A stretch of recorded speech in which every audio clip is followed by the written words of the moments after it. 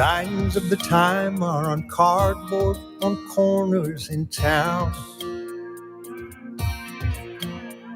Like a cancer that's silently spreading, there's an unspoken fear. We're on our way down. We must take America back. Hey, welcome to National Intel Report, live on Republic Broadcasting Network, Liberty Lighthouse on Mojo 50 Radio, Patriot Nation Radio Network, any place else you see the podcast or video. I'm Peter Serafine. I'm your host for this 2 hours of common sense and constitutional discussion. Tonight, at the bottom of this first hour, roughly 6:30 Eastern Time, if you're watching or listening live, we got Dr. Jen Vandewater from the Wellness Company going to join us, and we actually already have a little bit of an idea what we're going to talk about, which is unusual for Jen and I. We usually don't talk about what we're going to talk about until she shows up and we just come up with something. But we had a little bit of a chat. We've got something planned for you. And then the top of the second hour, I'm supposed to have Sos Temanson.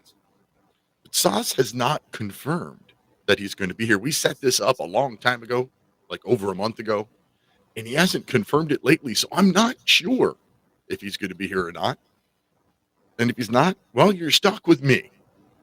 Now, this is a live call-in show, so get your dial-in finger ready and call into the show at 512-248-8252. And if you don't want to do that, if you have a comment to make, but you don't want to be on air, you can text that to me by texting 64 My Rights. That's 646-974-4487. And there's at least one person I know out there who was texting during last week's broadcast who said they greatly appreciated that option because they don't like the sound of their own voice. So yeah. So call 512-248-8252 or text 64 My Rights, 646-974-4487. And I'm not sure what I want to talk about tonight. I got a lot of stuff going on. Brain's a little fried and frizzy. I just got my newest book just like seconds ago before I hit the go live button and started this program.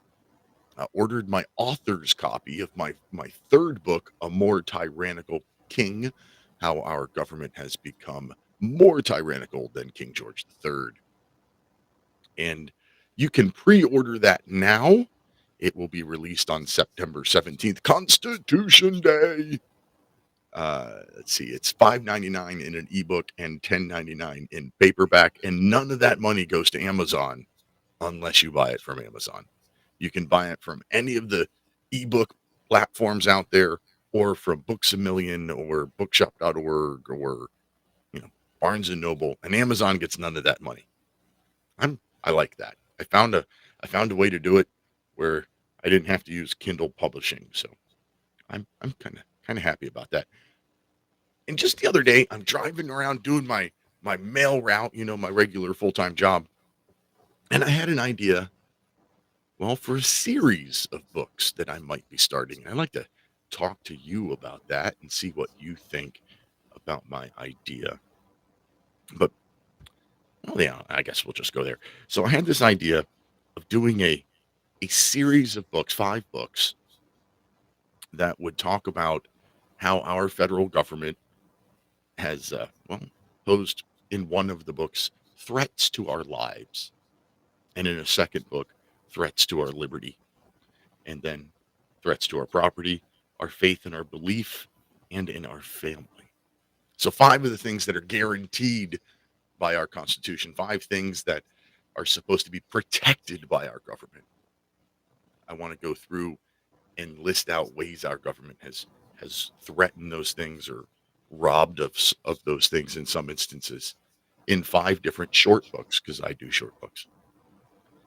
And, for example, the Threats to Our Lives book, I thought I would go through all of the human experimentation that our government has done on unsuspecting citizens. The Tuskegee experiment and the human radiation experiments of the 50s or 40s, 40s through 70s, really, such as Project 4.1 and the radiation exposure on pregnant women that they did without telling anybody. Project 112, Project Shad, Agent Orange testing, Operation Sea Spray, all of that stuff. It's a whole book of all of that. And of course, ending with the unapproved, untested vaccine being forced upon us. Lots of us. So the idea is to write 5 books basically spelling out for anybody why not to trust our federal government. That's my thought. Love to hear what you think about the idea of that. And I thought maybe at, after publishing all 5 books that maybe I would offer them together in one like hardbound book or something like that. I don't know. We'll see. That's still a long ways away. If I go through and do this, and it'll be like maybe 1 book a year. So, and another thing about it, like I want to do things that our government has either been caught doing or has admitted to doing. So, no conspiracies they might have done this stuff, like stuff that's just provable that they did. And the goal is I want to put out books that, well, anybody of any political persuasion anywhere on the political spectrum would read them and go, oh, well, maybe trust in government isn't a good idea. Maybe I don't want government controlled healthcare. Maybe trusting them with my retirement isn't the best idea. That's my thought anyway. Love to hear what you think, whether it's a good idea or not a good idea. Maybe even some of the things that need to be in all of the different books. If you have specific topics that you're like, no, you really got to talk about this one if you're going to do it. Call in 512-248-8252. When Dr. Jen joins us, if you remember right, a couple of months ago, she and I discussed how, well, the number of vaccines that we give to children is skyrocketed. I think it was the time 49 vaccines recommended before a child is 6 years old, and like 79 before they graduate high school. And how along that same time frame, our health has gotten so bad in this country. Well, in the interest of fairness, there are some other pretty significant things that have happened along that same time frame, that same window. And it's well, it's only fair that we talk about some of those as well. So that's what Dr. Jen and I are going to talk about. First text message of the evening is saying is well, he says he'd awesome idea and he'd buy it. All right. Well, if they get written, you'll have that opportunity. But in the meantime, you can buy a More Tyrannical King, or So Simple Even a Politician Can Understand, or Progress. Really? Those are my other 3 books that are already out there. All of them range from 75 pages to 120 pages. They're all pretty short books. I always do short books because, well, quite frankly, I don't like to read all that much. And I don't like to write all that much either. I don't know why I keep writing books and putting up articles every stinking week. But I do. It's because I have a calling. Because I feel a need to point these things out. I feel a need to live up to my own oath of office that I never said, okay, I don't need this anymore. My oath to support and defend the Constitution. And education is one of the most important things that we can do. So that's why I do all of these things. That's why I write. That's why I do this show. I try to teach people whatever I can. And the other thing that was bouncing around in my head is maybe we should talk about, maybe we shouldn't, is the Republican debates. I just watched them, like, I don't know, an hour ago. I didn't watch them last night. I go to bed early. I have to wake up early, so I go to bed early. I didn't stay up and watch them last night. I watched them today after work, and I'm not exactly sure what to think. Nobody came out of that debate just like, woohoo! That's the guy in front. That's the next nominee. At least I didn't think so. If you watch the debate and you have a a different idea, a different opinion. If you think there was a clear winner, feel free to call in. Of course, I can't vote in primaries anyway. I live in Pennsylvania, a closed primary state, and I am not registered to either of the two major parties, so I can't vote in the primary elections. Interesting to watch, but can't can't vote. And another text message here that came in 64 my right 646-974-4487 if you want to take advantage of the text line. Pamphleteering is how the American Revolution got started. And you know, you're right. When I wrote my very first book, I actually had common sense in mind about how short it was. Sarah in Oregon is on line one. Welcome to the show, Sarah. Hi, hi. Here's my top nine winners of the debate. Number 1, Vivek Ramaswamy. Number 2, Nikki Haley. Number 3, Tim Scott. Number 4, North Dakota guy. I don't know his name. Number 5, Pence. Number 6, Christie. Number 7, Asa Hutchinson. Number 8, Trump. And number 9, DeSantis. Thank you, and goodbye. Wow. All right. Well, thanks, Sarah. Got Trump and DeSantis at number 8 and 9 on Sarah's list of who won the debate. I saw a couple of Twitter polls out there that said, "Who do you think you won?" And the two polls that I saw both said that Vivek Ramaswamy had won the debate. And well, of the people I saw on stage, I liked him the most. But again, I don't get to vote. I don't get to vote until the end, till the real election, the general, as they say. I'm going to tell you about right to bear insurance. If you own a firearm, you need to have carry insurance, legal protection if you ever have to use that firearm. And right to bear is by far the most affordable of the carry insurances on the market. It's $11 a month, starts at $11 a month. That's what I have, the $11 a month plan. And if you go to protectwithbear.com, and use code Lighthouse, I'll save you 10% off of that $11 a month. And I'd greatly appreciate that. Pew Pew Tactical calls right to bear the most affordable carry insurance on the market. And well, it just is. Get your legal protection, your civil protection, expert witnesses if needed, all kinds of fun stuff for $11 a month.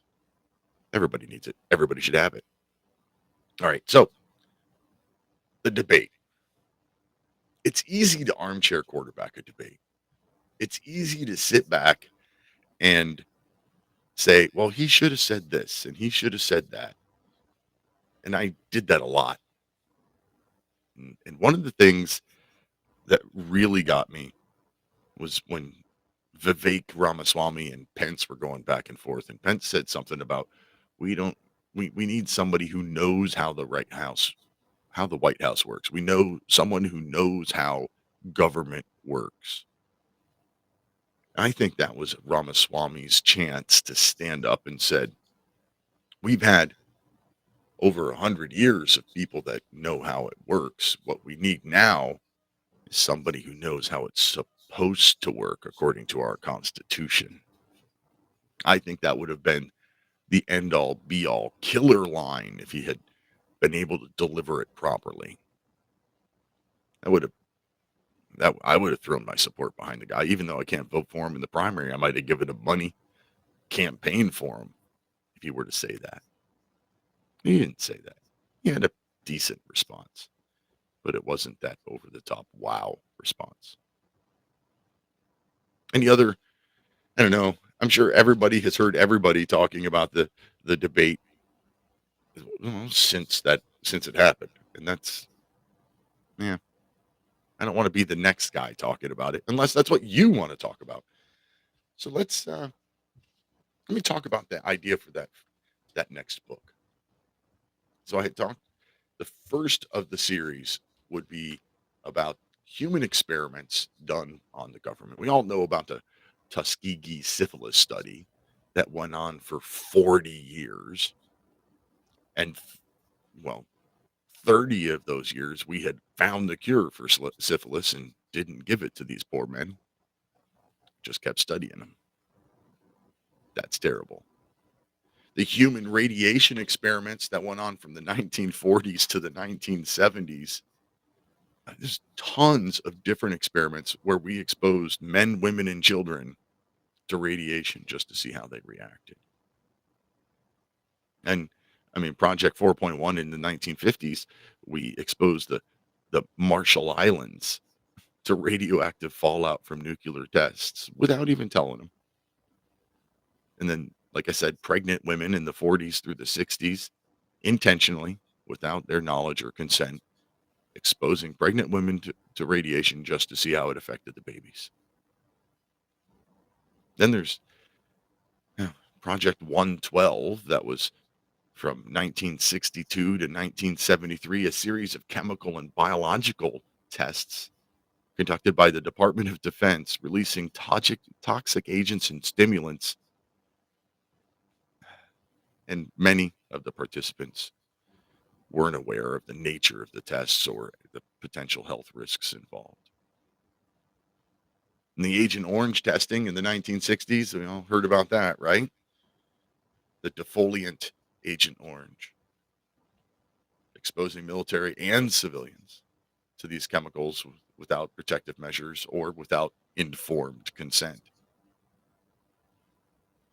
Operation Sea Spray, that's one of my favorites, when the U.S. Navy sent bacteria into the air over San Francisco as part of a biological warfare test.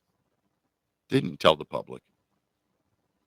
Didn't tell them about any potential risks. Just did it. And after that, there was another series of San Francisco biological warfare tests throughout the 50s. Didn't tell anybody. Plum Island Animal Disease Center from the 50s through the 70s. Well, not directly a human study. It engaged in experiments on animals to study various diseases, causing all kinds of potential risks to the nearby population and the ecosystem itself. No consent. Nobody knew about it. MK Ultra. Everybody knows that one. CIA mind control experiments, many of which involving mind-altering drugs, acid. Operation Midnight Climax, which was part of the MK Ultra program, lured individuals into so-called safe houses and then unknowingly gave them LSD and other drugs just to watch their behavior. Project Sunshine, collection of tissues from deceased infants and fetuses to study the effects of nuclear fallout on the human bodies. Families weren't told. Families weren't asked about giving their loved ones' remains. At least that one was on people that were already dead. Operation White Coat involved exposing conscientious objectors to potentially harmful agents in order to gather data on the effectiveness of vaccines and treatments. Using conscientious objectors. That sounds a little bit like, well, your political opponents. It's not a good thing. Another biological warfare experiment, Project Big Buzz in 1955, or Operation Big Buzz, involved releasing infected mosquitoes to study the spread of potential diseases in Georgia and Florida. Now, these studies that I just listed out, these were the first ones that came up when I started doing the first little layer of research. This is from, they range in date from 1932 through the 1970s. And keeping in mind that the Nuremberg Code prohibits experiments without informed consent. And when was the Nuremberg Code signed? I don't remember. So I'm going to look it up.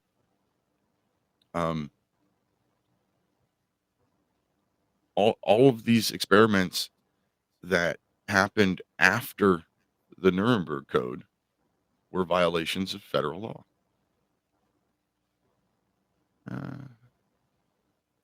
Nuremberg trials began in 1945. 1947, the Nuremberg Code became official. So almost all of these violated, all the examples I just gave were direct violations of international law, putting the lives and healths of citizens in danger without their informed consent. And the only one, looking through the timeline, the only one that wasn't started after the Nuremberg Code was the Tuskegee syphilis experiments, which the Nuremberg Code happened right in the middle of. And all of those poor fellas, no treatment, no consent, no informed consent anyway. And that only goes up to the 1970s. Then there's a bit of a black hole in information, available information from the 1980s through today. Because classified information still hasn't been released yet. It's still harmful. So if this is my next book, those will all be in there. A discussion about the Nuremberg Code and how they all violated the Nuremberg Code would be in there. Bringing up the COVID vaccine not studied, forced upon us, breaking many rules of the Nuremberg Code would be in there. That's my next book idea. Don't get too excited though. Like I said, like a year. I still have the Liberty Lighthouse classroom to finish before I really start working on another book. Still have like 15 lessons to put up. And at maybe one lesson a week, it's going to be a while before I can start working on the next book. All right. It is almost time for our first break. Don't forget, Dr. Jen Vandewater is going to be joining us from the Wellness Company in about 5 minutes. And it is a live call-in show, so feel free to call in and talk to Dr. Jen, 512-248-8252. And then again, if you don't like to hear your own voice on the radio, you can text 64 My Rights, 646-974-4487. And I mentioned the Liberty Lighthouse classroom. There is about 18 hours of courses up there, and my first 2 books up there where you can buy them individually, or you can become a Lighthouse keeper and get all of them for $10 a month, $5 a month if you use code Lighthouse before September 17th. On September 17th, the 50% off code of Lighthouse, the introductory offer, goes away. 18 hours worth of constitutional courses. My 2 books up as ebooks. My third one will be up after it's published. So that'll be 3 books and 18 hours worth of courses that you can get for $5 a month. And all of my articles and stuff like that. That's at the Liberty Lighthouse Classroom, liberty-lighthouse.com/classroom. Be back in 3 minutes. On the other side of the break, we have got Dr. Jen Vandewater from the Wellness Company. Peace.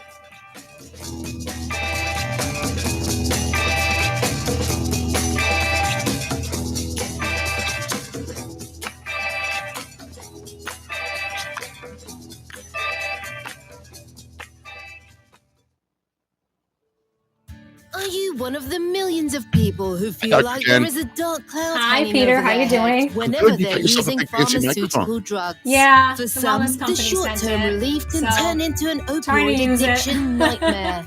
Have you ever wondered why CBD oil is a billion-dollar I got industry? Mike, our producer, It's to start because it works better taking than us off air. opioids and So is you and I actually we're talking right healthy now, for and it's you. broadcasting on the However, video live stream. CBD but oil not is going out on stripped the of radio all air. other helpful Oh, that's compounds good. found in Anybody the out on hemp the radio plant. is listening. According to neuroscientists, That's the good, whole good. hemp plant, So I otherwise know known we've as got a hemp lot of things to paste, discuss is today. even more effective And than the I chemically started, processed I know you're a CBD oil. constitutionalist, so Are I you started ready to a take while back ago. your health? Finally You can launched try it, and I hemp want paste to for the bring it price up of a today cup as of my coffee. own private health ministry. hemppaste.com/RBN. So it's Free private, shipping on not part orders of the over public. $50.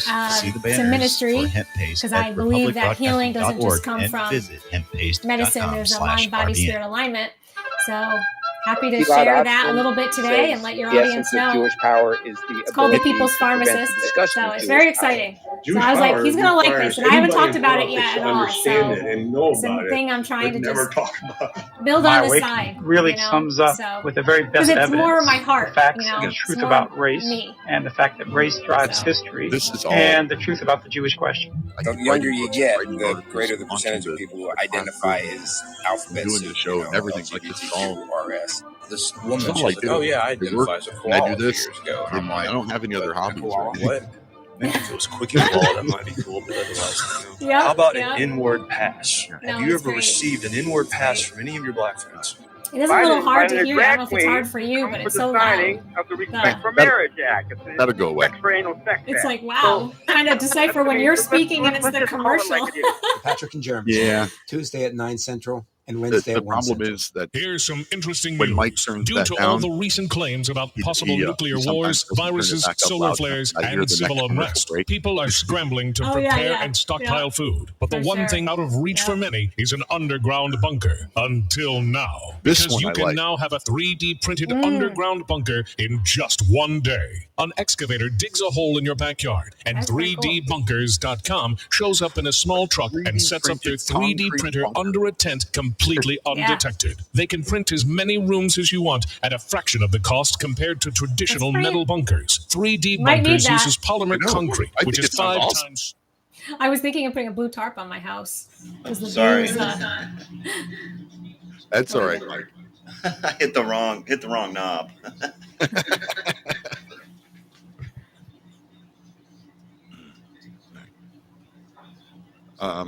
Let's see here. Coming back. I was going to say we're about to come back. I'm going to hide Okay. you. Yep, sounds good.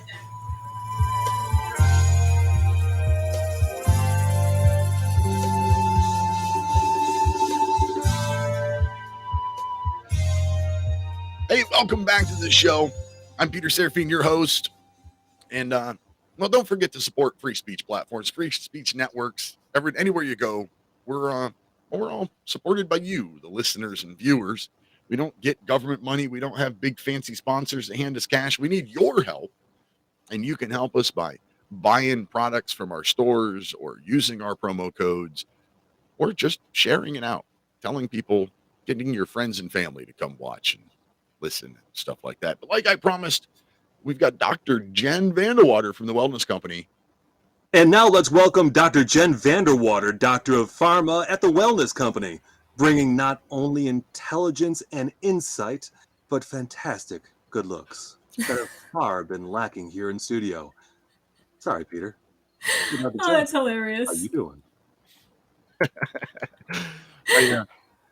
I got a friend to record all these little intros, and he said, "Oh, I hope she's got a sense of humor." Totally. I think it's funny.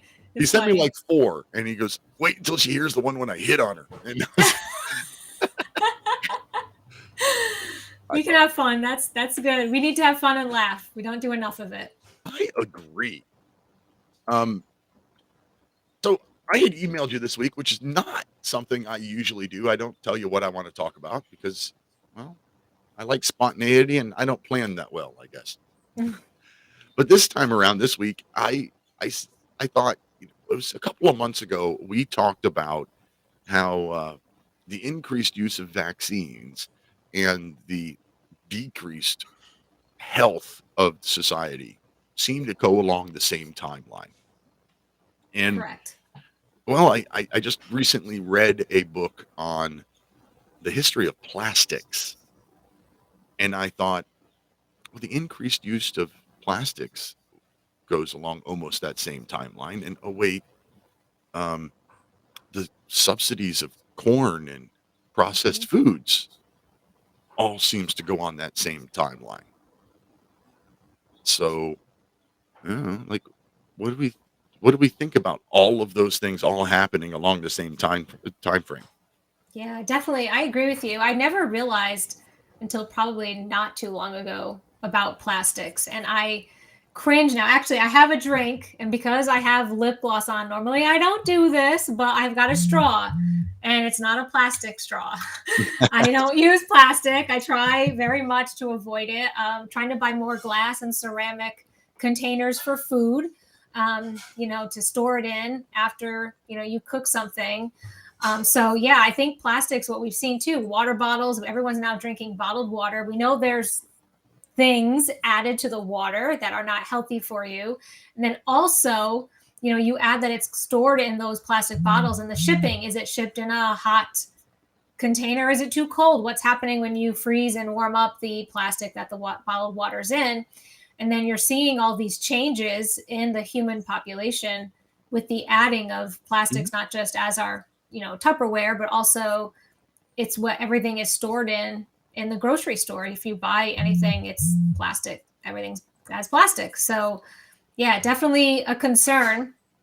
And I think there's something correlating with that. I think it messes with, from what I've read, estrogen levels. So it's messing that in women, causing infertility issues, cycle issues, and then you have it affecting men on the other side, where too much estrogen is not good. You don't want that to happen. So I believe that's a big concern. I personally would like to avoid. Actually, I saw someone post the other day, they made wooden measuring cups and wooden measuring spoons, to get away from everything plastic, because everything's gone to plastic. And another thing, I'm not sure if you looked into this, we used to drink out of copper. Right. Everything was copper. Right now it's, just regular stainless steel, which isn't bad for you, but the problem is it's like a negative exchange. So you're not getting anything from using, stainless steel, where you're getting it from the copper. The copper has an exchange. It's positive for your body. You're getting copper from drinking out of copper containers. I've looked for some, probably have to go online to actually find some, but I actually was reading once that drinking out of a copper glass container actually was very beneficial to overall health. Well, copper is a natural bactericide or whatever, antifungal, I don't know, something that kills microbes. I've seen a system where you can use copper instead of chlorine in a pool. And the problem is the copper has to be pretty close to pure. If it's blended and mixed with other stuff, then you have a problem. I do a lot of the same thing. Most of my kitchen containers are glass. They do have plastic lids. So I don't know how much that really helps, but plastics is an interesting story. Like the first man-made plastics actually came around in the late 1800s, early 1900s. It was called celluloid or something like that, and it was plant-based.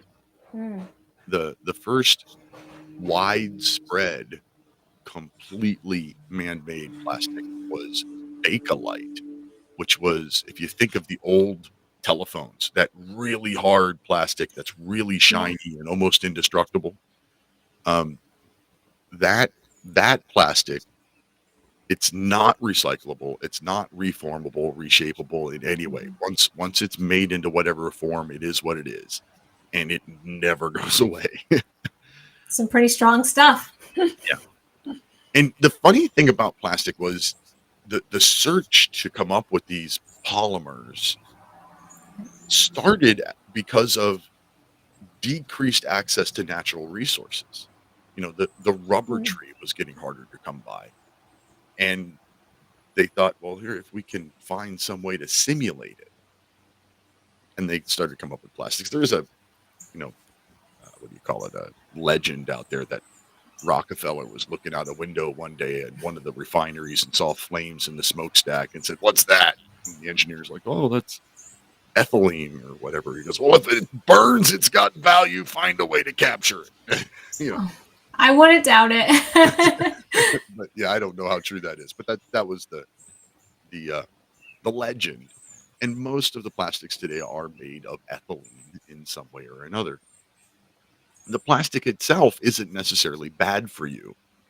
It's the additives. So most plastics, most man-made plastics are hard. So in order to make them flexible or pliable or whatever, they add other stuff to them. And it's those additions that, well, they leach out.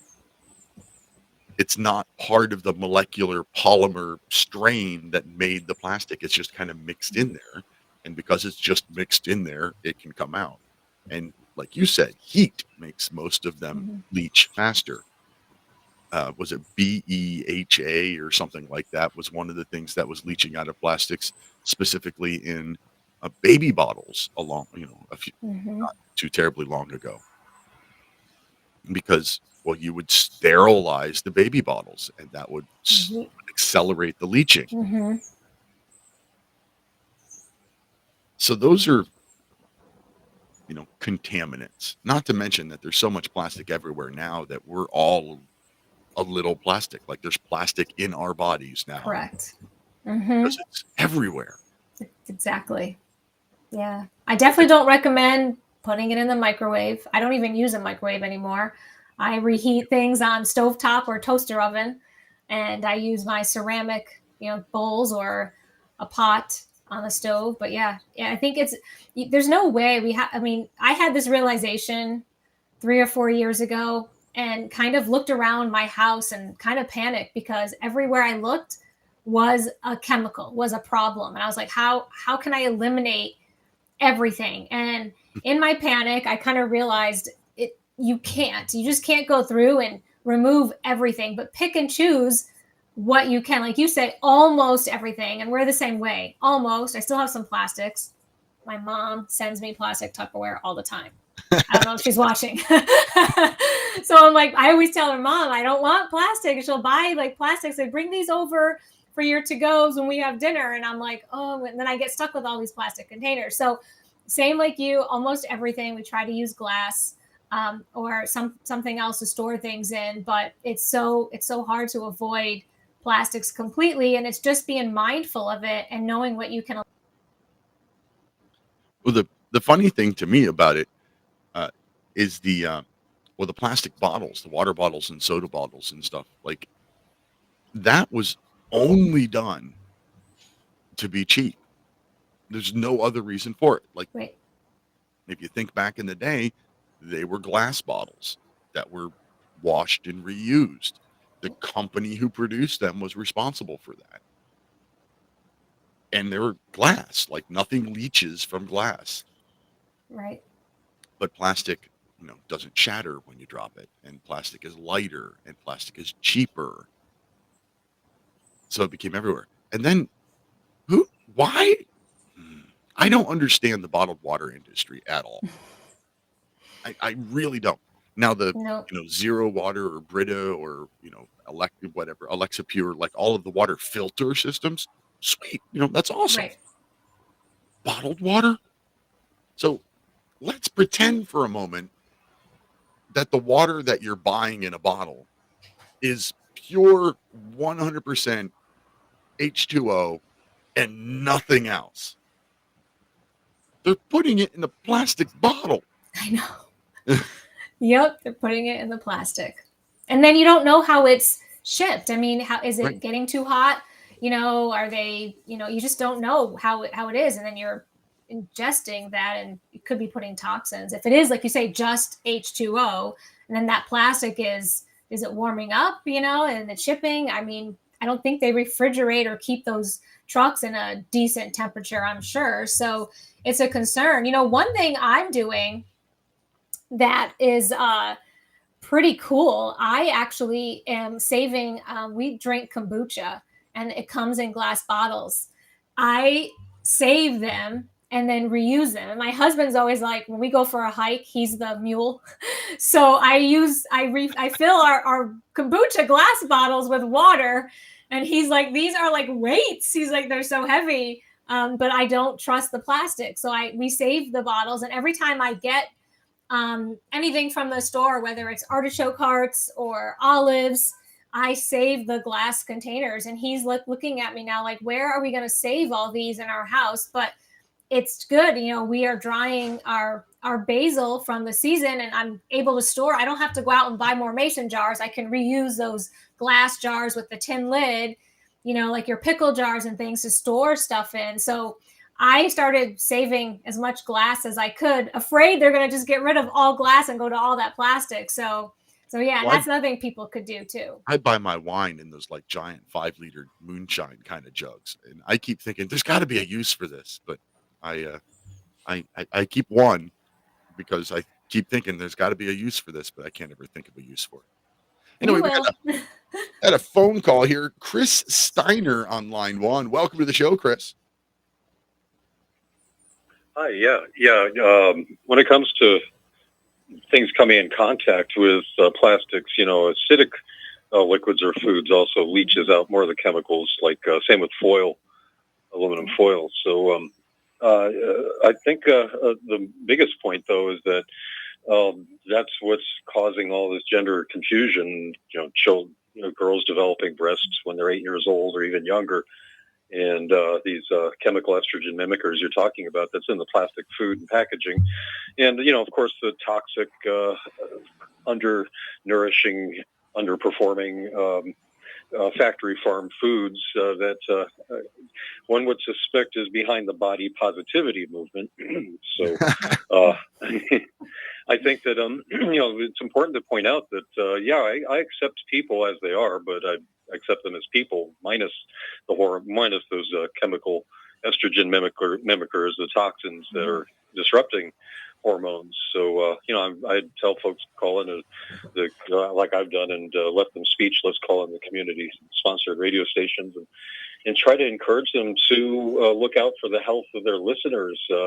Maybe not be so ableist and progressive terms, but maybe help folks talk about detoxifying, and I just throw out a couple supplements like DIM, diindolyl methane, that's in cruciferous vegetables and raw cruciferous vegetables. If you eat them raw, though, they bind with iodine, which can also cause hormonal disruption. So you want to supplement separately with iodine if you're eating them raw.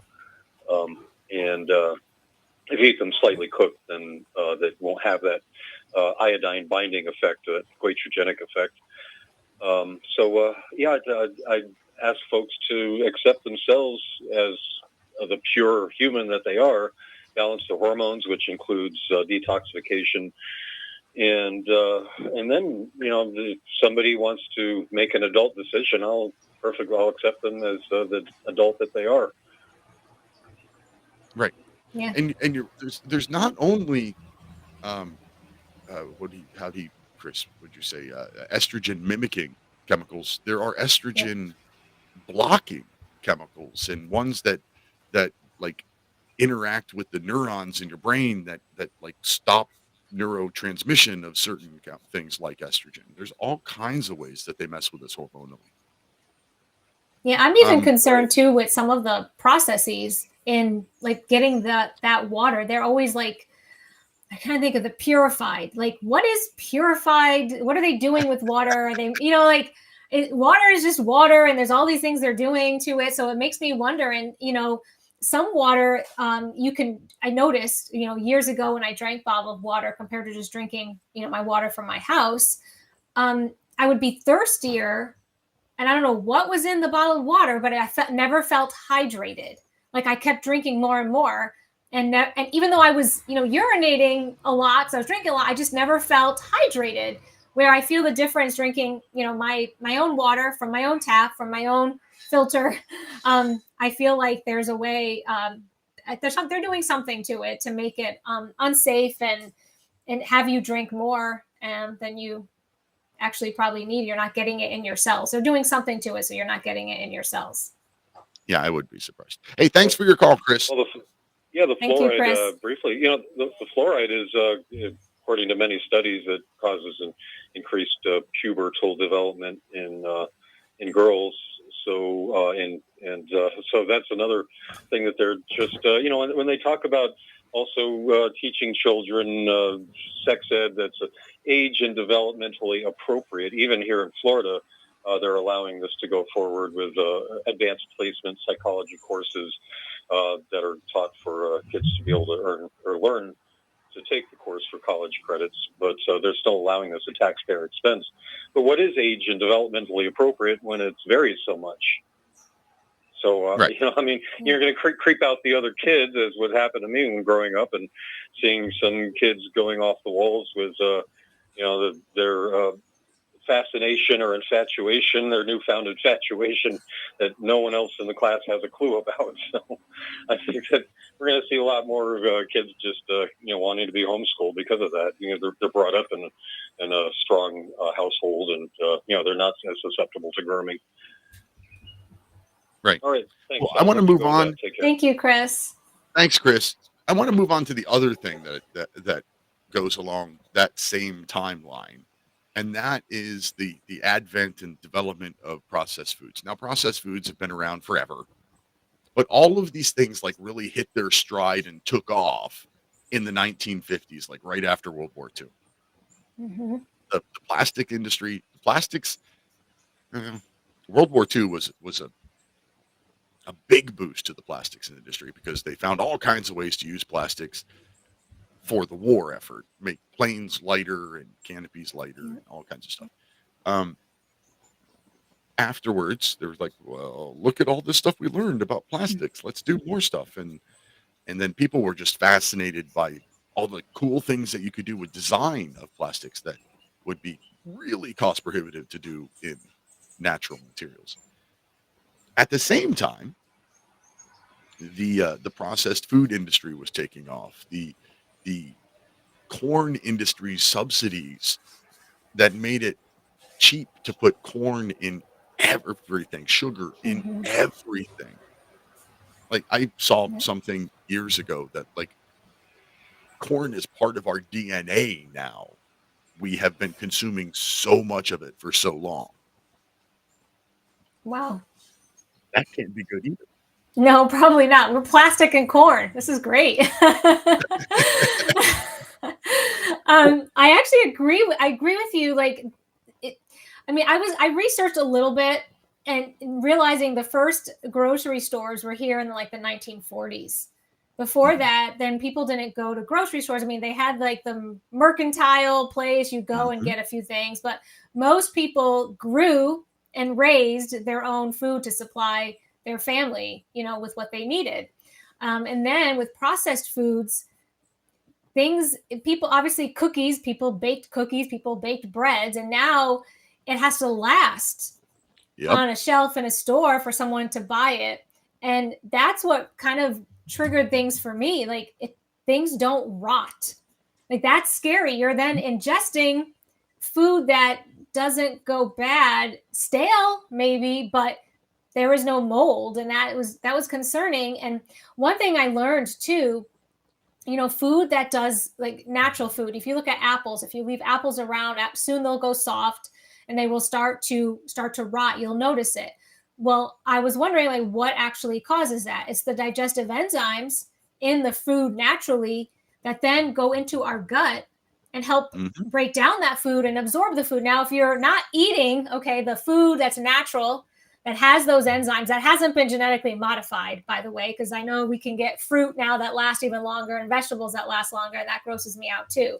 So if you buy the natural and you eat it, you're giving your body the natural enzymes in your gut to break down and process anything you're going to eat, because it's all you're giving it naturally. But if you eliminate natural foods and you're only eating processed foods, not only is it the sugar, most likely the seed oils. The seed oils are so bad for you. Seed oils aren't even real oils. They named them vegetable oil, but it's not even from vegetables. It's from bad things. It's gross. If you actually look into it, they boil it down and take out the color and they make it yellow. I just recommend people don't even use those oils. So they're using it to cook our food. It's not real. What is that doing to our body? And how amazing is our body naturally that we're putting all this garbage in? And we're still alive. We're still alive. Exactly. We are still alive. Yes, you look at the human population has changed in shape through the years because we're starting to grow wider. And it's scary because the body is now processing what to do with all these things, and it stores it as fat, and then you gain the weight. So it's not just, exercising. I know we've talked about this before with your home gym. It's actually changing your diet as well and eliminating those bad oils, eliminating those sugars, the processed foods. It doesn't mean you can't enjoy a treat, okay? Because I'm guilty of it. The past 2 nights, I attended our county fair here, and I got an ice cream both nights, a maple cone. I was not passing that up, but I don't do it all the time, and I make it a treat. You'd make it something that's a treat because you're giving your body something that's not easily processed, and so you make it something you have once in a while. I will say, eliminating the bad oils, when I do go and eat and have the bad oils again, like if I get fried food somewhere and they're cooking it in soybean oil, I can be affected. So you start to eliminate some of the bad oils. When you do bring it back to your body's like, whoa, you've cleaned me out. What are you doing? Why are you putting this in? Why are you doing this again? Yeah. All right, we only have a few minutes left. So tell us, how can the wellness company help us with all of these toxins, the processed food stuff, the poison from the plastics, all of this stuff that's coming into us? How can wellness company help? Well, we don't have anything specific for the detox, but the best detox I would say that is necessary right now for people to know about is the spike support. Spike support is really, really key because we are encountering a world that is a spike world. And it's really important for people to have that on hand. Use that if you're going to be out, and especially with the new supposed variant or things they're saying, we need to be protected. I know the best protection is a good immune system. Get outdoors, fresh air, sunshine, feet to the ground, no shoes, and then protect yourself with, I really like our spike support, and I like the immune boost to be in combo if you're going to be traveling or engaging with people that could be vaccinated, could be shedding, just to keep yourself healthy, for the time to come. And one last thing I want to mention, Peter, I know I talked to you a little bit off the air, is I know you're a constitutionalist, and so I love when you do things outside of the corporate. You're doing it based on how our founding fathers wanted it. So I've established a private health ministry. It's called The People's Pharmacist. The website is thepeoplespharmacist.com. And I have a way to help people align mind, body, and spirit so that they can live well, be well, and connect with God in however way that is for them, because that's so important. We've lost that in mainstream medicine. We've lost it in big pharma. They've disconnected people from the root of the cause of health and really the best way to heal. And that's knowing who we are. We're here for a purpose, created for a purpose, and there's nothing better than that. And I want people to have optimal health. So how's this work? Are you bringing spirituality and pharmacology together into one place? Is that the gist of it, I guess? Yeah, well, I'm actually hoping to help people eliminate the unnecessary medications and just find wellness through mind, body, spirit. And, there are people on pharmaceuticals, and not all are going to be able to stop all their medications. That's okay. It's just coming to understand who you are. I don't want to see people just stop their medications. That's very scary. But I also don't want to see people keep adding it when maybe there's another issue that's happening. I mean, we're all affected by trauma and by heartache. And when you have an unwell heart, you have an unwell body. And so I really want to help people find that wellness and connect with that again through my ministry. Well, I feel I have to do an update thing too. I forgot about. I've mentioned to you in particular how my doctor, he's actually a PA, had talked to me about going on statins. I've actually gotten things under control. I'm down below the I get on statins line. He clarified to me that it's not that he wants me on statins, it's that he's a government doctor. He does, he works for the VA, and the VA says this is the rule. And he basically said, I've got to check this box that we've had this conversation. Otherwise, he doesn't get to keep his job. And it turns out, well, he's a constitutionalist. So the last time I love this. It was great. It was a lot of fun. But yeah, it wasn't him wanting me on the statin medicines. It was, I work for the government. The government has these rules. I have to follow their rules. Yeah, that's too bad. It's too bad. It's good that he knows. It's good that he's aware and he's one of us. That's just amazing. But and I'm concerned with treating numbers. I'm so concerned with, doing tests, diagnostic tests, and putting everybody in a box based on numbers. I believe that theory of health is wrong. We got to get back to looking at the patient as a whole and treating mind, body, spirit. That's really what it's about. I agree. Dr. Jen Vanderwater, thank you very much for joining us. We will see you next month. Thank you. God bless all. 3-minute commercial break, folks. Back on the other side with Sos Temanson. And send it abroad. We must take America back. Let's see. Are we off? Hi, Sos. Hey, we're at a commercial break right now. Hi, how's it going? Hi. Nice hat. All right. Thank you, Peter. Thank you guys take care. We'll see you next month. See you next month, Doc. All right, Sos. We're in a commercial break right now. Commercials are 3 minutes long. When we come back on the other side, I'm going to reintroduce the show, and then I'll introduce you.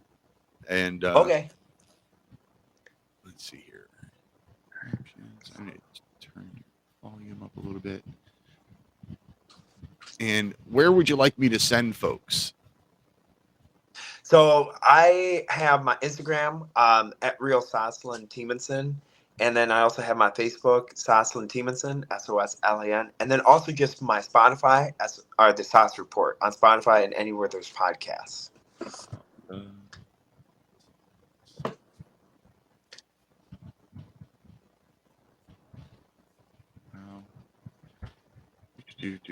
How's that look? That sounds like a plan. I like it. All right. Everything's spelled right and all that kind of stuff? Yes. Okay. All right. So when we come back from break, or I'll hide you right before we come back on air. Like I said, I'll reintroduce the show because we're starting a new hour. And right now we're out live streaming in video world. The folks watching on video can see us and hear us and everything, but the people listening on the radio are hearing commercials. Okay. When the commercials are over, then we'll bring you back in. Okay, sounds like a plan. Oh, and I do have your video. I think I have your video. Let me look and make sure. No, that's not it. That's not. Yeah. Lakeland News at 10 on May 8th. Yeah, got it. We live in a crazy I wasn't sure. world.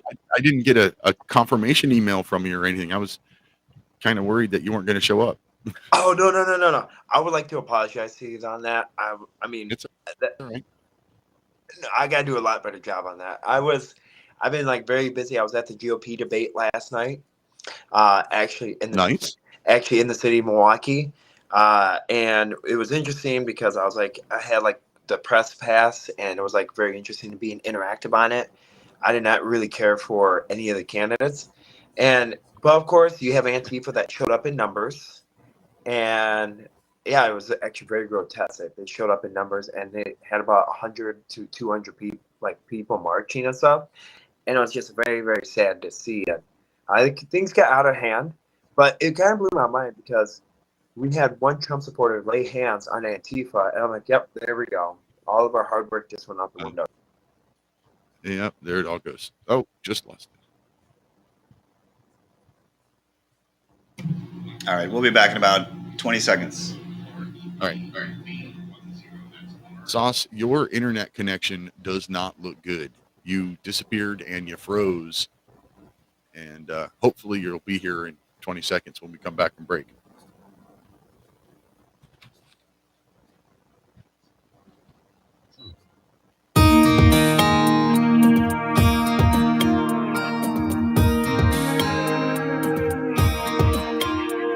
The American dream has become a nightmare. Signs of the time are on cardboard on corners in town. Like a cancer that's silently spreading, there's an unspoken fear. We're on our way down. We must take America back. Hey, welcome back to the top of the second hour of National Intel Report, live on Republic Broadcasting Network, Liberty Lighthouse on Mojo 50 Radio, Patriot Nation Radio Network, podcast, videocast, all that other kind of stuff. Top of the second hour, like I said, we got Soslan Temanson as our guest for this second hour. And hi, Sos. We had you on the show before where we were talking about, well, you the fact that you were an orphan in Russia and you're adopted by an American family and all that other kind of stuff. But you sent me a video about a little, shall we say, hiccup that you had. If you don't mind, why don't we just start by playing the video? Of course. All right, here we go. A student at Bemidji's Oak Hills Christian College is being dismissed for violating the school's code against political activism. But he claims he did nothing wrong, and some members of the community are rallying in support of him. Justin Othout has our story. On April 12th of 2023, Soslan Temanson, a pastoral studies major at Oak Hills Christian College, received a letter of warning from the school, stating that he had broken student policy regarding political activism. They had some community outreach. They had community members, according to their letters, non-Christians and Christians alike reach out to them concerning my character and concerning the things that I was being involved. The school's letter stated, quote, "While Oak Hills Christian College supports Christian involvement in the public arena, including involvement with politics, that involvement must reflect the highest standards of Christ-likeness. These warnings came from actions Temanson had taken during Bemidji area school board meetings, where he had asked attendees to join him in reciting the Pledge of Allegiance." And at 6:26, I would stand up, and I'm like, ladies and gentlemen, would you mind if you stand up and state the Pledge of Allegiance with me? Because I think it's important that we give thanks to our men and women that have died for this country. Oak Hills also noted Temanson's involvement in the Beltrami County Republican Party. Yeah, and I operated in random meetings and stuff. As far as I'm concerned, he was in very good behavior. He didn't cause any problems or anything else. He just wanted to participate, and he's very active. He's very enthusiastic. Later, on April 20th, Temanson was suspended and dismissed from the school. Now, several members of the community have stepped forward and offered support via a letter-writing campaign to the school. I didn't expect the letters to be coming out in support. I love that support. I loved the community coming together. I can't see where he was operating out of line at all. That's just my own opinion on the thing, and I guess other people have their own opinions also. Reporting in Bemidji, I'm Justin Othout, Lakeland News. We did reach out to Oak Hills Christian College in regards to this story, but school policy stated they could not offer an official comment. So you got in trouble because you asked a group to start their meeting with a pledge? Is that what I got out of that? Sos, can you hear me? I guess not. And there he goes. Anyway, hopefully he'll come back. I thought that was interesting. It's a Christian school who wants them to be involved in politics, but apparently he got in a little slap on the wrist and a little bit of trouble because of the Pledge of Allegiance. Let's try again. Did I understand that right? That you got a slap on the wrist because you wanted the group to start their program or their meeting with the Pledge of Allegiance? I did, and what was really Oh, Sos, you're frozen again. I don't know what kind of internet connection you're using. So what the issue was, is this better? So far. Okay, so what the issue was that the problem we were having was that I went to the school board meeting and they didn't state the Pledge of Allegiance. And I'm like, something's up with this. And what happened was I ended up stating the Pledge of Allegiance because as being a veteran, I love this country so much. And since loving this country, I'm like, you know, I think it's respectable that we do something that's right and we respect our fallen men and women that died for this country. And what blows my mind is that what blows my mind of this whole thing is how I got treated. You know, and the only national flag that was there, you know what national flag was there? The only thing that was standing, and it was not American flag, but guess what other country's flag was inside the school board during a public school board meeting. Guess what flag it was? I don't know, Cuban. A Ukrainian flag. I probably should have guessed that. Yeah. So you're at a public school board meeting. Yep. They didn't start with the Pledge of Allegiance, and the only national flag in the room is the Ukrainian flag. Yeah. Yeah. That doesn't sound like a good school board to me. No, and what happened was that after I got done with the school, and I'm like, we stated the Pledge of Allegiance, and it was like well beyond the time that was given. So we stated the pledge, and we sat down 2 minutes later before the school board meeting started. So then I got back to college. I got back to Oak Hill Christian College. I want to make sure that, you know, whatever they did actually hurt. Because the interesting part of it is that out of all the things they mentioned, and I spoke about how we need to instill the Pledge of Allegiance in our public schools again, I advocated for that. And the interesting part is when I would speak about it, I'm like, okay, things that we were not to mention is what college you go to, what job you go to, or how much money you make, and anywhere you live, because you're dealing with people that are Satanists. So you're dealing with people that hate you, and you're dealing with people that hate America. So what do you do in that sense? You have to take a lot of precautionary stuff. So it's interesting that somehow Oak Hill found out about it, and we sat down and we were actually. I have the letter right up here. I want to read you what they stated. I think this is actually a little bit ironic and really funny how they treated and what all happened. Here's what they said. Dear Son, and this is the letter. Yeah. So this letter is to serve a written notice. Due to your failure to honor and comply with your terms of admissions to Oak Hills Christian College, specifically concerning the agreement to refrain from political activism and publicly utilizing your status as a pastoral studies major at Oak Hills Christian College to advance your credibility in said endeavors, as most recently evidenced by your disruption of your local school board meeting, your attempt as a non-resident of the Bemidji to run for vice president of a local Republican Party, and also your status as Oak Hill student and your public testimony at the Minnesota House Committee referring to proposed Minnesota state legislation while maintaining permanent residence in Wisconsin. Your status as a student at Oak Hills Christian College is now probational. But here's the caveat, though. I don't understand where the second caveat is. While Oak Hills Christian College supports Christian involvement in public arena, including involvement in politics, that involvement. So just that whole thing just completely contradicts what they said. So you either support it or you don't. But the bigger question you also have to look at is, and here's where they actually really started, and here's actually what really down south and really horrible way I got treated. So as I was slowly getting out of the process of getting removed as a student, they then went and further to state that I went and sat for the meeting, and guess what? Somebody said, I said, can I read the letters of support? And I've had letters of support and phone calls, as it was mentioned in news clips. And you know what they said? They said that we only listen to one side. It's our way or the highway.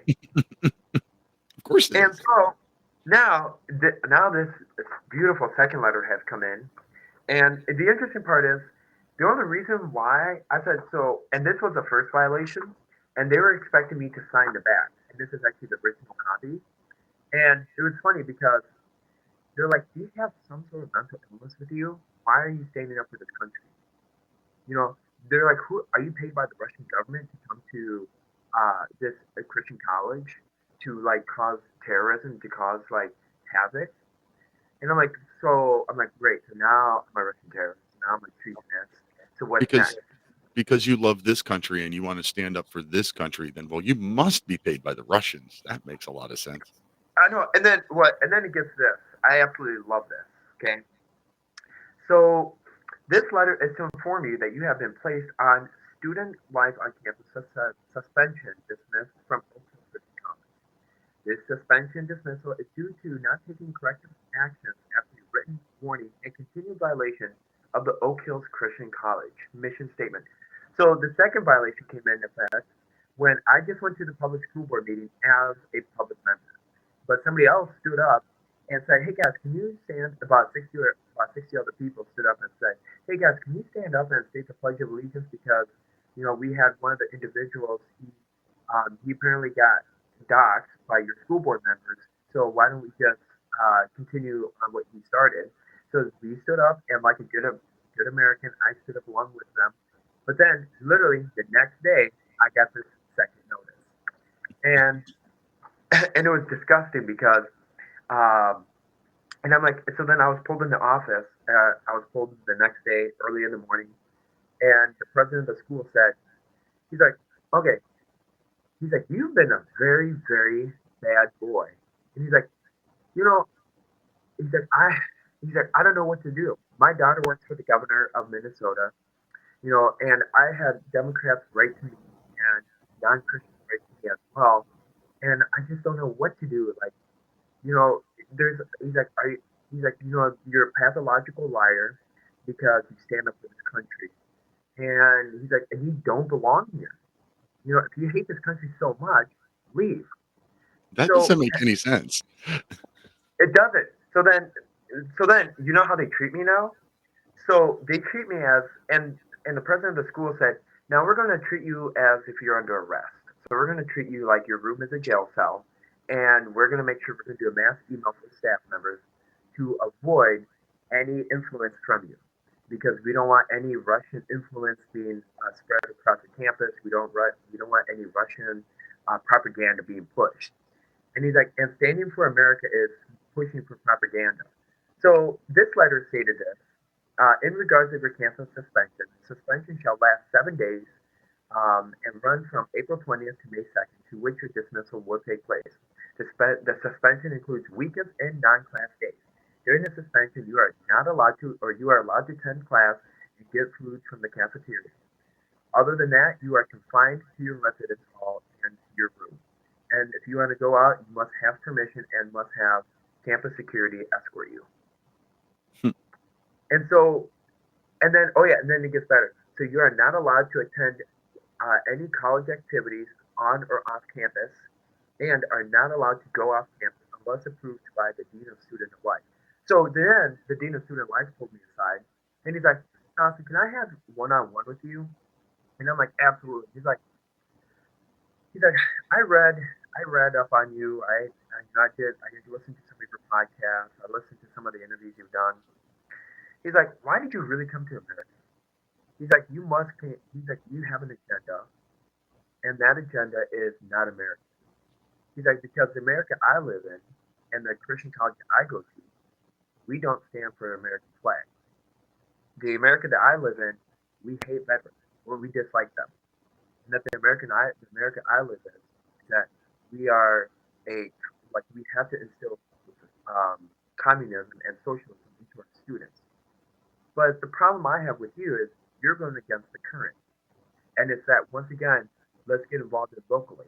So is that what your whole agenda is? And Soslan, and who are you really paid by? Are you paid by the Republican Party, or are you paid by the Russian government? And I'm like, whoa. Number one, you're telling me that I am paid by the Russian government? I mean, let's think about it. Let's have some logic sense. And so the fact that I got accused of being a Russian agent and a Russian operative, and now that I got accused of being causing domestic terrorism, I got accused of like inciting violence on school board members. I mean, what do you expect? But the whole big picture is they don't even look at the fact how the school board treated me while I was at the meeting as well. They don't cover the fact how she doxed me. She called me out not once, but not twice, and told me that she's like the fact that I saw an American flag. I had to see a psychologist because it scared the daylights out of me. You know, and the fact that I saw an American flag, I was petrified that I was going to get harmed by American troops, and I was going to be petrified. I was going to be harmed by proud Americans. You know, and like, so what is she doing? I'm like, so now that's controlling the school board. That is a very scary thing to do. Yeah, the delusion. But it's sponsor break time. I want to recommend the Liberty Lighthouse Classroom. That's my new online course. I partnered with Institute on the Constitution to put these courses together, and one that I'm going to recommend to Soslan and anybody listening to Soslan tonight is the course that's called "The Truth of America's Founding: Your Heritage and Mine," and it is Pastor David Whitney as the lecturer, going through the biblical foundations tied directly into the U.S. Constitution, and how even the three branches of government, the judicial, the executive, and the legislative, came straight from the Bible. That much of our government is rooted directly in the Bible. So I recommend that you go to liberty-lighthouse.com/classroom, sign up for enroll in the Truth of America's Founding, and learn how this Christian college that Sos went to should be acting when it comes to our country. Have they never heard of the Black Robe Regiment, for example?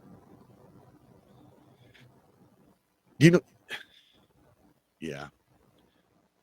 There's a lot to unpack in this. The churches, 250 years ago, the churches were where the revolution spread across our country. It was the preachers who talked politics from the pulpit and explained things to their congregation. It was the preachers who said, "Okay, it's time for the revolution." It was the preachers who, they were the pulse of the political movement in our country. But now that there's this whole nonprofit thing, well, if you're a Christian organization, you're not allowed to be political and have a 501c3 designation. I don't understand how, okay, you're a pastoral student in a Christian college, and they're anti-American and pushing socialism and communism upon their students. Yeah, none of it makes sense. And the fact that and how they treat other people, So the sad part was that the whole entire week I was absolutely humiliated by, I felt like I was humiliated by the president of the school and by the dean of students alike, and that they took this as they were gratified by it, like they were excited about it. They're like, well, we finally got it, and it was a very horrible experience. And it's interesting. I read stories and I've watched reports about people going through the same thing, and I'm like, man, I would hate to be in that situation. That's gotta be a horrible situation to be in. But until you actually go through it, it's a travesty, because you don't know what to think about it. You're wondering at yourself, like, what is wrong with me, or did I make the right decision? And I'm like, and out of all the colleges, I understand Harvard, I understand at UW-Madison, I understand out these public universities, but this is a Christian college that allows pastors to become, they graduate as pastors. Out of all the colleges, a Christian college that allows pastors, that's scary. And to me, my question is, I don't know if you're with the whole Jesus Revolution, like the movie that came out, where are all those millions of people that came to Christ back in the 1960s and 1970s and that started the big Jesus Revolution revival? Where are all they? Where are them all? And it blows my mind. I'm like, they couldn't disappear, could they? And like they were very young, because it surely does not feel like we're in the revival. And if that's from that generation, what went wrong? Where did it all go wrong? Well, the church is crumbling around us. I mean, we've got. I have a dog, and I walk the dog around town, and it's a really old town. So there's a church on almost every corner, and half of them are flying rainbow flags out front and call themselves inclusive churches, and you can tell that the attendance in them, it has to be at an all-time low. Like there's, I'm walking by as church is letting out, and a handful of people will walk into the church, and that's the foundation of our country. It is. And my question for you is: do you think? Are we seeing so? You and I are both men of faith. I think that this is a major attack by Satan in order to undermine the churches and to cause a mass confusion and deception and to draw people away from churches. And it's sickening in that people are just watching stuff with it. What do you think is next? Because if the churches crumble, what's going to happen next? Like, what do we do as Christians? Well, because the goal is to replace your faith in God with a faith in government. That was Marxist goal, and it's clearly the goal today. I mean, the whole climate change movement is a religion. It's a cult. It's not science. These so-called scientists, well, they keep coming up with the same answer, the same results, because it's the only way they keep getting funding. Mm-hmm. The idea that, when I was a kid, we were taught in elementary school that there was going to be an ice age. Well, no, it's not going to be an ice age. It's going to be acid rain. And no, it's not acid rain. It's, it's whatever. Global warming. Oh, no, not global warming. Now it's just generic climate change, because they've been making the same predictions for 50 years and none of them have ever come true, but yet people still follow the cult. Mm. And it's like the cult of the whole transgender movement, and that Right. Another cult, yeah. Yeah, and it's interesting because how that is actually creeping into our churches too. If you look at North Dakota and if you look at Minnesota, the movement, that movement is flooding our churches, and the pastors are now forcing them to say, "Well, God, Jesus was trans, and He did give birth," and they're distorting biblical connotation, and they're distorting it. So now we have colleges such as this Christian college, they're teaching non-biblical sense, and that they're saying, well, this is what we believe, and then once you graduate, then you can become a pastor. So then it's scary that these young pastors, going to be pastors, leading churches. That actually does frighten me in many ways, and that should frighten each of your listeners. You should get people. It is not only the lonely Arctic that has cooled. The whole northern hemisphere is growing steadily colder. That was from my childhood. Whenever these people say these things, especially at a college, when they come out and you say, we're trying to teach our students that to be socialist and communist, ask them to point out where in the Bible that is suggested, because I remember the Bible's saying, don't move the stone that marks your neighbor's property. Well, if there's a stone marking your neighbor's property, that means your neighbor owns property. Yeah.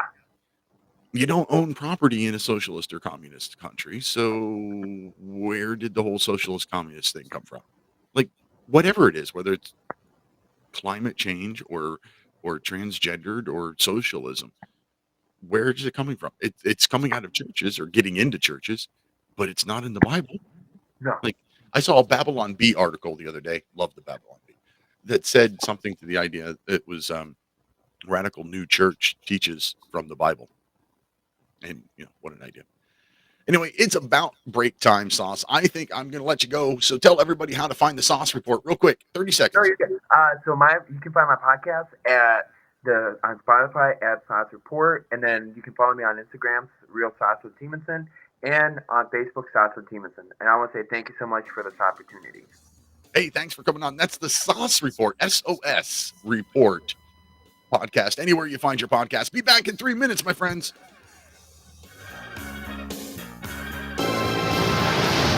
There is little doubt that someday the ice will return. At least 8 times in the past million years, it has advanced and retreated with clockwork regularity. If we are unprepared for the next advance, the result could be hunger and death on a scale unprecedented. Homeowners, are you in foreclosure, expecting to be served with a foreclosure lawsuit, or suspect your lender has coerced you into an illegal mortgage transaction? A huge number of mortgage. Thanks, Mike. The ice will return. That was funny stuff. There's no doubt. Look, I'm Leonard Nimoy, and the ice will return. I didn't know where that was coming from. I love the fact that you played that, but I was like, wait, what? I'm looking around at my soundboard. Yeah, you're like, where? What?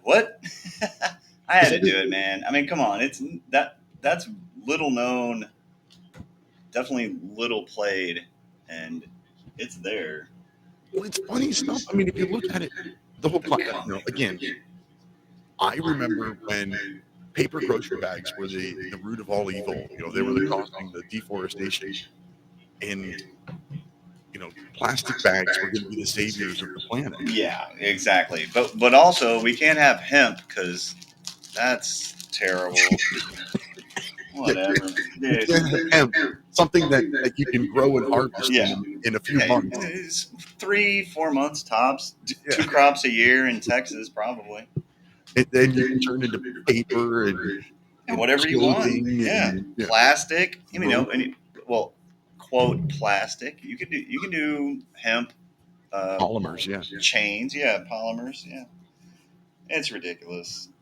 Oh man, sorry that Sos's audio, I don't know what happened. He fell off on the connection there.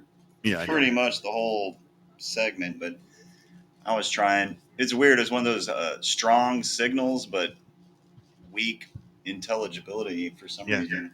I had his volume turned up as high as it'll go. Yeah, it was wacky. I had planned on keeping him for a whole hour. That's why. Man, the audio was why I let him go. He's a cool kid. We need to get him on more. We'll see if we can get a better connection. Hopefully, God, that was disappointing. He sounded really great when we were just off air, just on the video stuff. Hey, Reb wants to talk to you. He considers you a government intruder, no intelligence, which I find insulting, but whatever. He should know better. I haven't been giving him a lot of airtime, so I think he's a little spicy. Hopefully I've had him on hold for 25 minutes. Yeah, I wasn't gonna bring him on with Sos. He's not. He just wants to talk about. I mean, he's got his own take on sort of current situations. All right, here we go. We're coming back.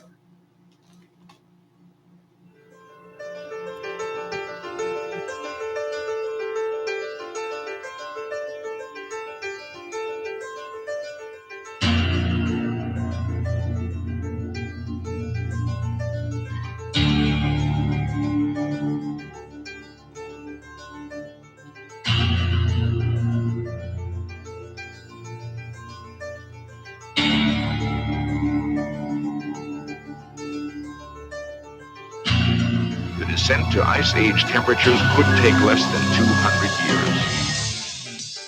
Hey, sometimes I just want to let the music play. They're better than I am anyway. Hey, I'm Peter Serafine. This is the final segment of tonight's show. Thank you very much for sticking around. And, we got Reb in Colorado on line 1. Welcome to the show, Reb. No, maybe we don't have Reb in Colorado on line 1. Yeah, if he's there. I don't know. One of the things I didn't get to talk to with Sos on air is he was at the Republican debates, and I wanted to talk about that, but honestly, I couldn't hear Sos very well, so I'm going to chat with him, see if we can't get a better connection, a better audio connection, and have him on some other time. But yeah, he was at the Republican debate in Milwaukee or wherever it was last night, and said that there were some Antifa people there, and that there was, one person that supposedly was a Trump supporter that laid hands on one of the Antifa people, which If that is true, I am completely shocked and surprised that it hasn't been the headline on every news show everywhere in the country because, evil Trump supporters.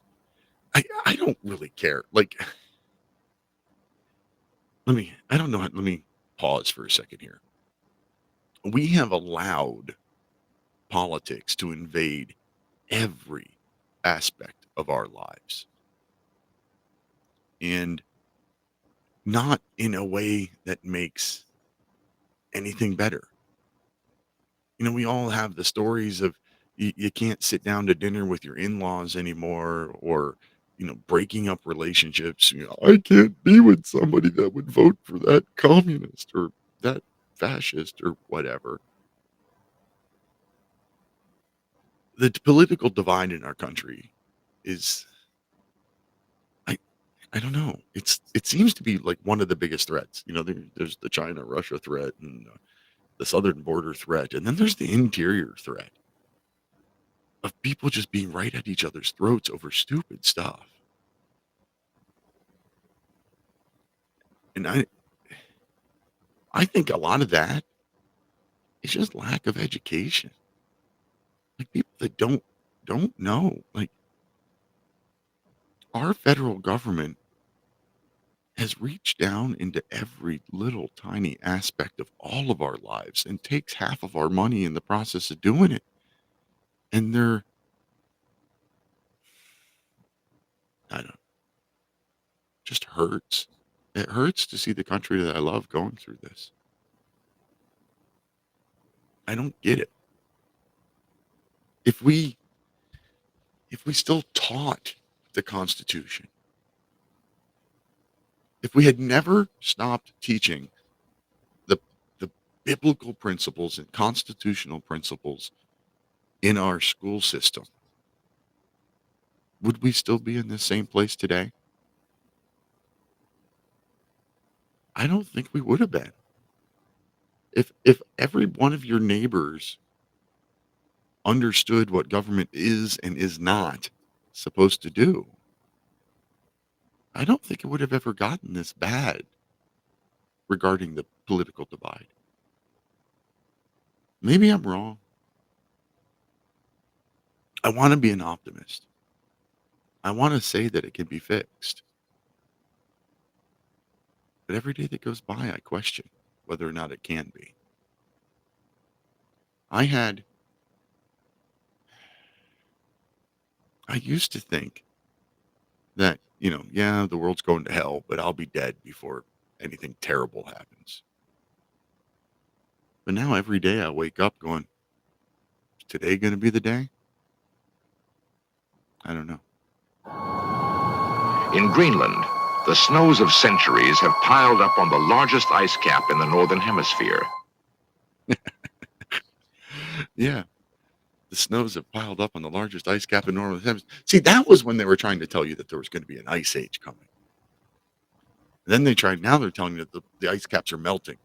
But yet, Antarctica is at the largest size it's ever been in recorded history or something like that, which goes against their ice caps are melting. So now they just migrated to climate change. We can't say global warming or global cooling, so we'll just say climate change. It's ridiculous. And we got Reb back on the phone again. Hopefully, Reb, are you there this time? I had to talk, yes, as well as Gal Reb, I had to just talk to federal agent of the United States Northern Command. Last week, I was trying to explain military jurisdiction. I got cut off. You can disagree with us, but we're military jurisdiction. I want to explain it. Reb, okay, I'm okay. I really don't like cutting anybody off.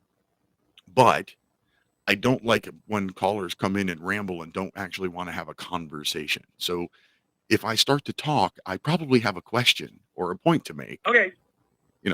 I want it to be a back and forth. It makes better radio that way. So, okay. Okay. Please educate me on military jurisdiction. The United States of America, and that's who we represent, has distinct jurisdictions. And most civilians, just about all of them, are under the jurisdiction, what they call the U.S. Justice Department on down. Criminal corrections, mental world that they've set up before any of you were born. They've always had this. And you're a civilian, so you're under their jurisdiction at street level. They have the local municipality and the county and the state. Yep. That's the jurisdiction, and then there's federal. But it's all under the jurisdiction of civilian authority, enforcement. That's what they call it. And you have a badge. So you know, we went around that because we didn't like their decision. Okay. We had Pause prima right there. facie. Do you have a question? I do. I was going to say, pause right there, please. Who's we? Oh, well, she's Bubba, she's Scout, and I'm Reb. We had to sign our names to the Secretary of Defense on this prima facie evidence. It's at the Judge Advocate General and the Joint Chiefs of Staff. That's who's the current convening authority. And so they pushed our 3 pseudo names. They got everything on us. They don't miss anything. And they pushed our names into a call sign, 13 letter. You know, B-U-B-B-A is Bubba. Scout is S-C-O-U-T. And Reb is R-E-B. It's just a call sign. Nobody even calls me Reb. It's easier to have a call sign than Mary, Sally, Thor, that kind of thing. So we have a call sign like in the military, but we are civilians. And therefore, our convening authority is the Judge Advocate General at the top of the United States Pentagon. This is no joke. We're at the top. United States America government in capital letters. So when they call us in, that's who we are. We're not the people. That's under the Justice Department. It's the people versus whatever. That's how they have their complaints. JAG is the last word. They don't wear black robes. Somebody was on Republic explaining it's a ceremony. It's a satanic ceremony where you're summoned, calling the dead. They went into whole detail about the so-called Justice Department, why they wear black robes, and even they put yellow fringe, or gold fringe on the U.S. emblem, which they're not allowed to do. And the military won't do that. They have the real America flag, and they're all in uniform of the United States of America. Right from the man with the little wooden hammer, he's an officer. He calls 06. It could be a Navy captain or an Army colonel, Right. And he's there in uniform. I get it. I'm a veteran. I understand how JAG works. Okay, we're the government. We sit next to a lawyer in uniform. He's a lawyer. When that little hammer, the wooden hammer, government ready to proceed in this matter before the Joint Chiefs, and the docket number and everything. Sir, government is ready to proceed. Where's the government? We're not the people. So this is why I get a lot of arguments. Oh, you can't speak for the pentagram. You're allowed to. We believe in God, guts, and guns made America great, and we're not even gun people. So we'll say that slowly. We're not registered gun people. We hate that idea. But if you don't agree with us, you say the Pentagon's terrible. They're evil. They exploit. They're no good. They're woke. They say the word woke. We don't even know what that means. Well, we have letters now. We'll give you those later. But you're allowed to disagree. That's America. And you could say, we don't like you serving those evil people. You're allowed to disagree. And you can say, we don't want to stand for your Pledge of Allegiance. You know, we have the Pledge of Allegiance at the Senior Center at the Meals on Wheels in Lakewood, Colorado, before they serve. You can stand up and participate. A lot of them are WW. Well, not a lot of them. They're dying out, the WW veterans. But everybody stands up, and we give them a hard time. If you don't want to stand, we have no problem with that. Okay, Reb. If you want to...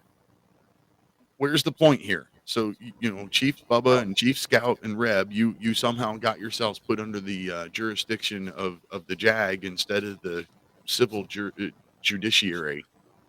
Right. How'd We you want do to that? prosecute.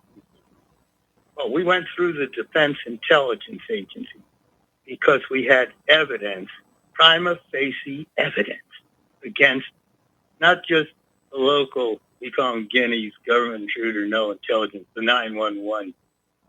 No, we don't want to say what we say usually, but we hate their guts, and the whole system sucks. But they tried to murder us, and they put our voices in a conversation with a terrorist. We know how they did. So that's a fact. I mean, that's the truth. So your local law enforcement was trying to frame you. Oh, yeah. And you went through the process to get yourself put under JAG jurisdiction instead of civil authorities.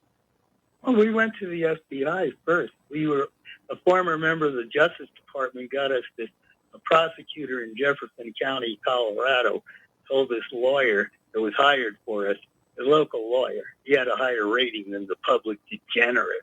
We would have been dead if we had that. So he hired, and this Ed O'Connor, former Justice Department, he's a PI. He knows all their scams.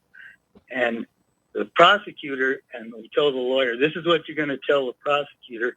And they listened to us. And 3 days later, the prosecutor said, hey, they confessed on audio tape. We wouldn't know that. The prosecutor said, and this Ed O'Connor, he's familiar with how screwy the local jurisdictions are. He knew all about it. He knew how to get a hold of that evidence. And we did. We mentioned it to the local FBI, but they covered it up. And we took it to get checked out at another jurisdiction in Nevada. And I knew someone on the Strip in Las Vegas, and they took it to the Las Vegas Bureau to have it analyzed, this audio tape. We know how they put it together. It does exist. That's the truth. The facts are we never had that conversation. So when they checked into it, they freaked out. They called us, and they said, this is a fake. Who are you? You've never been interviewed by the FBI. What the hell? I said, we told you the local office is infiltrated, and we wanted your electronic lab to. And they said, yeah, they weren't going to do anything about it. We knew that, but they confirmed what we already knew, that this was a fake. It's called espionage and terrorism under U.S. statutes. It's like high crimes and misdemeanors. So just to ensure that everybody in the state knew about it, the 6th Congressional District, we're in 7th Congressional District, and I never been to their office, Perlmutter, but the 6th Congressional, we'll have to take it to your congressman as well. Take it to the United States Attorney General. And okay, and we didn't care. We just were doing this. And so they did.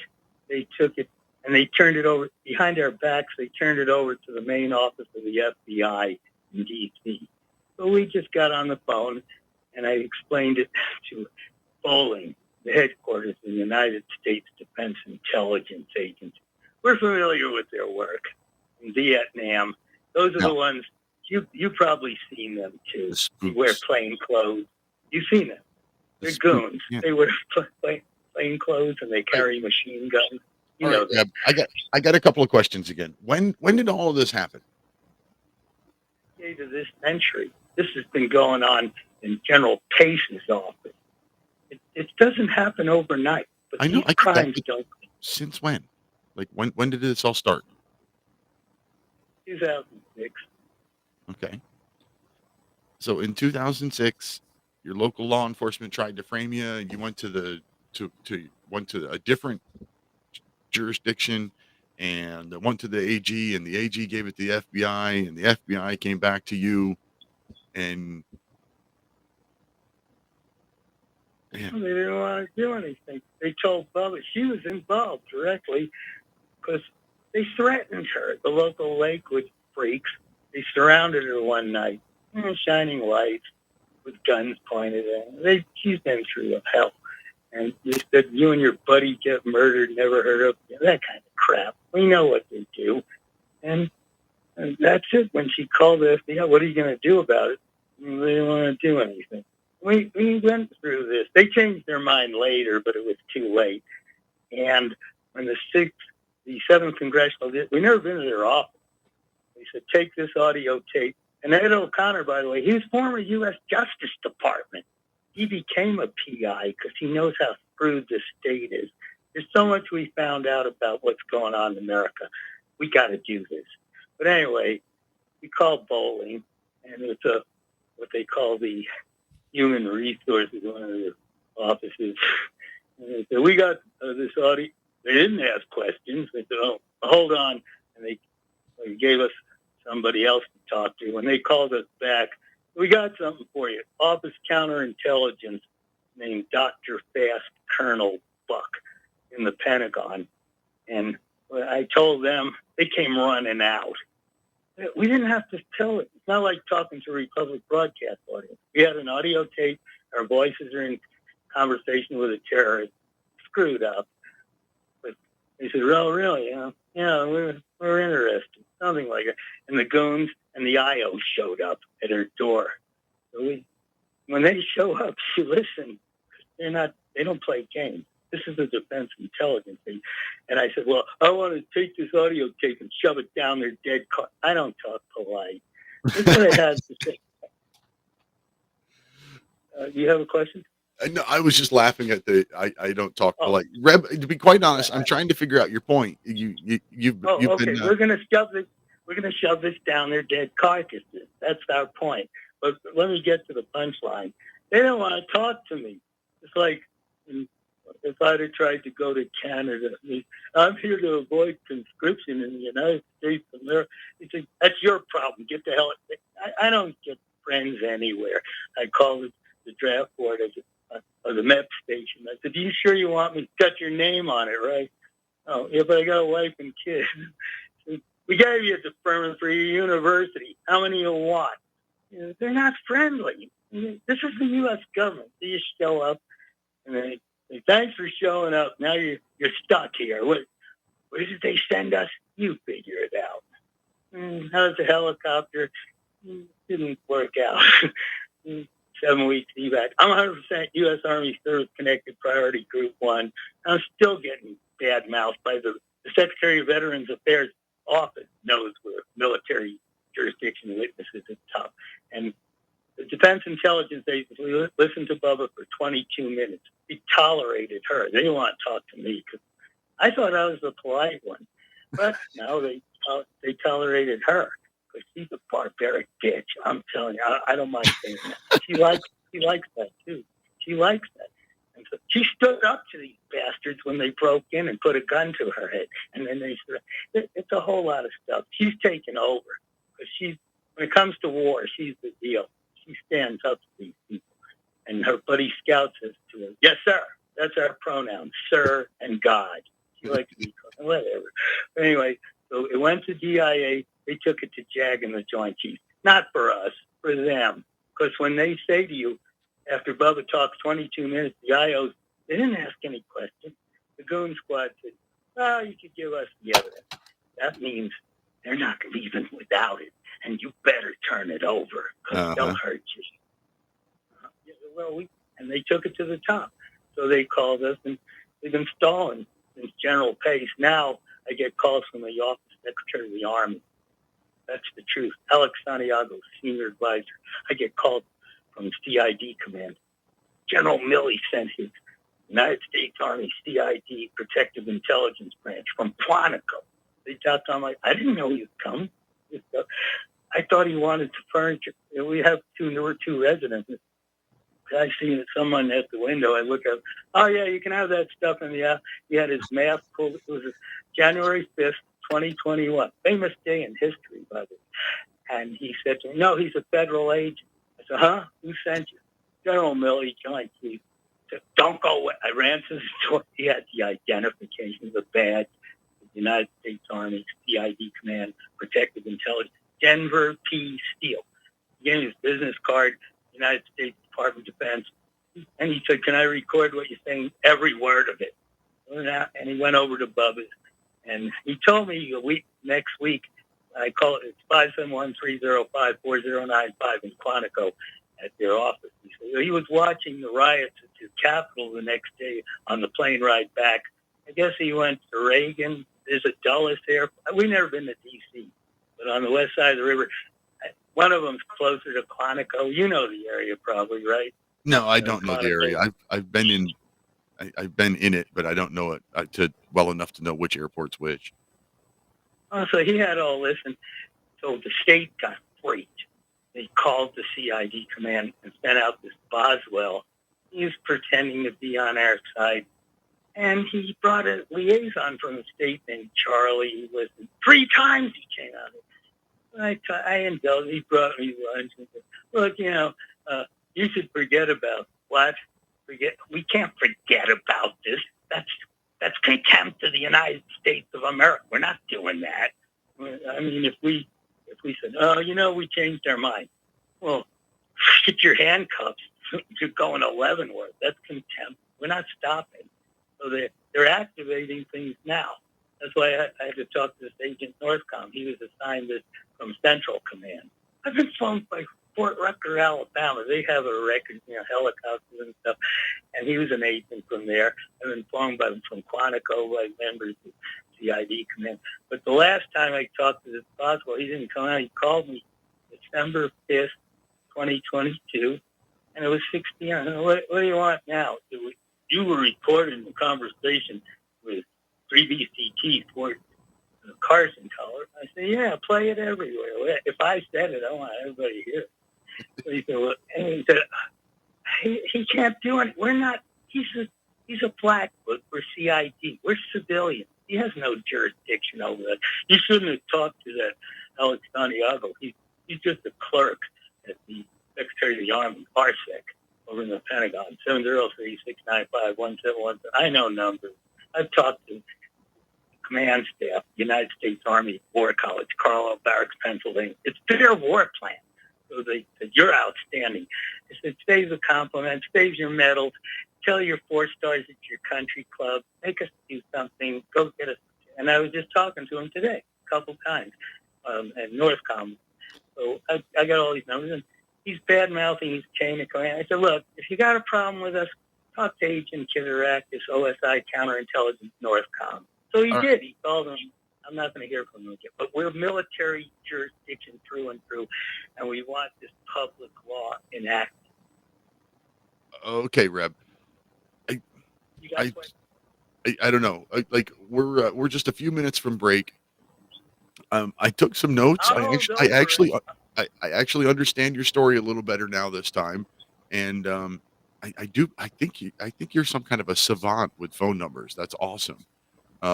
Yeah, we know how to call people. They're getting a real taste of us. They thought we were just nobodies. We're the deal. We're better than Orkin or Terminex. We're exterminators. I tell you what, the next time I don't have show prep and I don't know what to talk about on the show, I'm going to have the producer call you, and I'll just let you talk for half hour or an hour or something like that. Oh, thank you. I appreciate that. I'm so used to being cursed out by all sorts of organizations. And we're not under, like I said, 911 was told, stay the hell away from us. I'm serious. That agent 60 miles south in Colorado Springs, but don't come near our I still don't quite understand the whole situation. But okay, one more thing. You can look up the public law. 109, 109th session of Congress, 109-364, section 1076. And you remember 109-364, section 1076. It's the Warner Defense Authorization of 2007. President Bush 43, by the way, wrote to us 3 times from Crawford, Texas. All right. I wrote it down. I'll have to look it up. I gotta let you go. We're coming up to the break. You come back next. You'll be there. Hopefully we'll have troops here, but we'll still try and talk to you. Thanks a lot.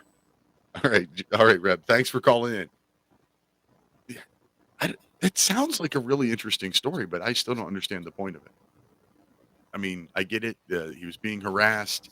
He went through government and got somehow put under military jurisdiction, the JAG office, instead of the local jurisdiction of the judiciary. Still don't quite understand what's going on with it, though.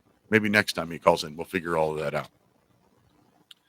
Anyway, I didn't get to tell you about Romika Designs, which was supposed to be the sponsor of this segment. ROMIKA Designs.com, laser engraved, custom laser creations for you and your family. My friend Ron owns the company, and his favorite thing is to do custom work. So ROMIKA Designs.com. Use code Lighthouse when you're there. Contact him, and he'll make all your all of your custom laser engraved, laser cut, laser designed objects. He's awesome, and he loves to do the custom work. Yeah, I don't know. I had planned on talking a little bit more about the debate and some of the things I saw and or heard with the debate, but we don't really have time to get into that now. It is literally, what do we got, like 60 seconds left there, Mike?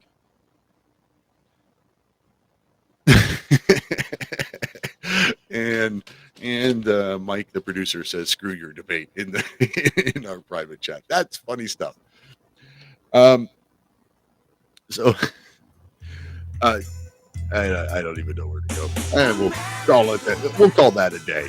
If you're listening live on Republic Broadcasting Network here this Thursday, August 24th, stay tuned for Edge of Darkness with Jeffrey Bennett. Thanks to my guest for joining me this evening. Thank you, Mike, my producer, even though you just said screw your debate. Couldn't do the show without you. Thank you, most of all, the listeners and callers. You're why I do this show. And until next week, protect your liberties. Once they're gone, there's no getting them back. God bless America.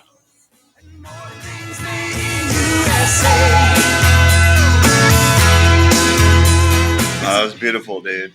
Great job. No,